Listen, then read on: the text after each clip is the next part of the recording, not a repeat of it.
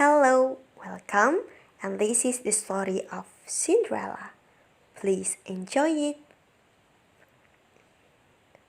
Once upon a time, there was a kind girl named Cinderella. All of the animals loved her, especially two mice named Gus and Jack.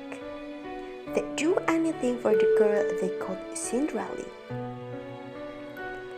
Cinderella lived with her stepmother and her two stepsisters, Anastasia and Rizella. They were very mean to Cinderella, making her work all day cleaning, sewing, and cooking. She tried her best to make them happy.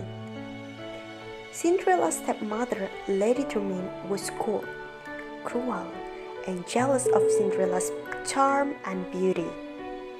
She enjoyed giving Cinderella extra chores to do, such as bathing her cat, Lucifer.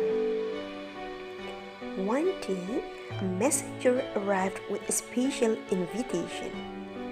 There was going to be a royal ball at the palace. The king wanted his son to find a bride. Every young woman in the kingdom was invited, including Cinderella. Cinderella was very excited about the ball.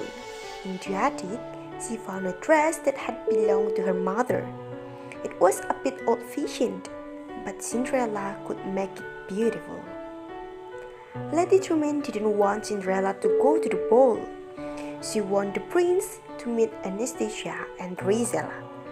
Maybe he would marry one of them. Lady Tremaine kept Cinderella busy with chores that would take her all night to finish. While Cinderella was working, the mice and birds fixed her dress. They had ribbons and pads that the two stepsisters had thrown away. Working together, the animals turned a simple dress into a fabulous gown. Cinderella was overjoyed when she saw the dress. Now she could go to the ball. "Oh, thank you so much," Cinderella said to Gus, Jack, and the birds. When the stepsisters saw their old ribbons and pads on Cinderella's dress, they flew into rage. They ripped the dress and pulled off the pads. Lady Tremaine didn't stop them. Cinderella's dream of going to the ball was through. Cinderella ran away to the garden to cry. Suddenly, her fairy godmother appeared.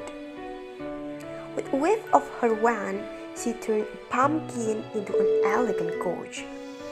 Cinderella would now go to the ball, but her dress was still ruined. "Bippity-boppity-boo," said the fairy godmother. Waving her wand again, Cinderella was now wearing a beautiful gown and sparkling glass slippers. But all of this came with a warning. When the clock struck midnight, the magic spell would wear over. At the ball, Prince Charming couldn't take his eyes off Cinderella. The orchestra played, and the prince began to dance with the wonderful girl whose name he still didn't know. For Cinderella, tonight was a dream come true. Before too long, the clock began to strike midnight. "Goodbye," Cinderella said, hurrying away. "Come back," called the princess. "I don't even know your name." As Cinderella fled, one of her glass slippers came off. The prince sent Grand Duck to find the girl who fit the glass slipper.